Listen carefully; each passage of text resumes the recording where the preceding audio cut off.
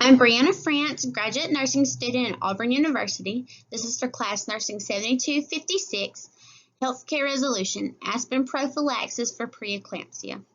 The intended audience of this presentation is healthcare professionals such as obstetricians, neonatologists, pediatricians, cardiologists, and pharmacists.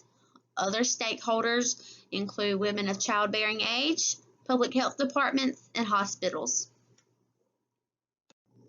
Let's talk about the numbers first.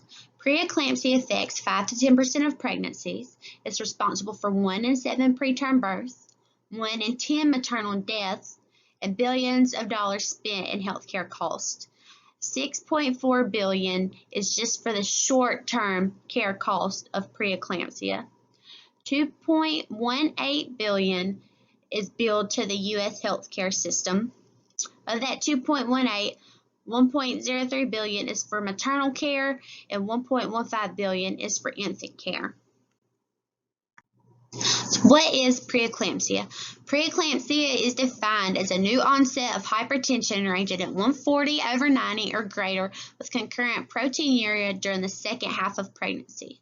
Mothers and newborns are affected by this disease. Mothers can develop cardiovascular complications such as heart failure and cardiomyopathy. They can also have lingering hypertension that lasts after the baby's born. Newborns are affected by preeclampsia by preterm birth, intrauterine growth restriction, and small for gestational age. There are numerous risk factors for preeclampsia. Some of those include advanced maternal age, obesity, diabetes, renal disease. African American women are more susceptible to developing preeclampsia and low socioeconomic status. What causes preeclampsia? The patho of it's really not well understood. The placenta is a major contributing factor to the development of preeclampsia.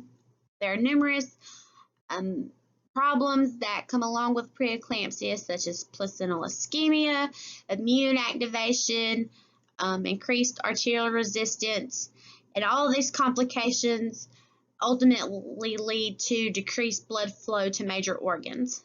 And the treatment for preeclampsia right now is just the removal of the placenta, leading to the preterm birth and complications that occur to the mother and the newborn. So what can we as healthcare professionals do for the prevention of preeclampsia? My proposed resolution is that we create a universal policy for the prevention of preeclampsia. Studies have shown that use of low-dose aspirin at 81 milligrams is safe during pregnancy, and the benefits definitely outweigh the risks of using low-dose aspirin.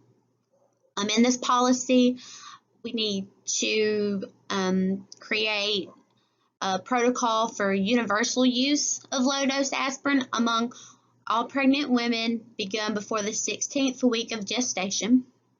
Women with moderate to high risk factors should definitely be placed on low-dose aspirin.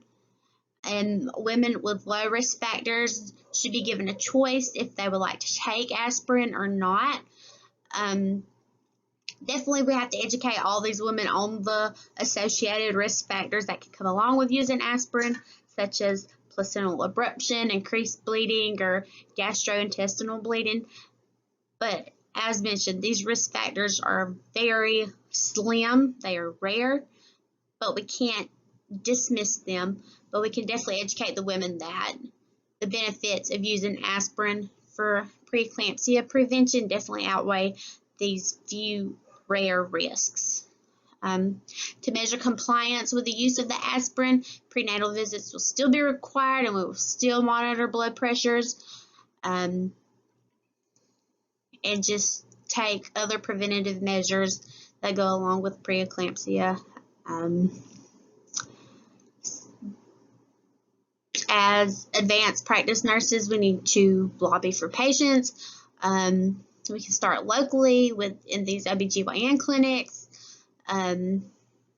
creating policy for just these offices, and then if they work, we will have proof, and then we can move on up to state, and then eventually have a universal policy created for the prevention of preeclampsia. Thank you. And this is the end of my presentation.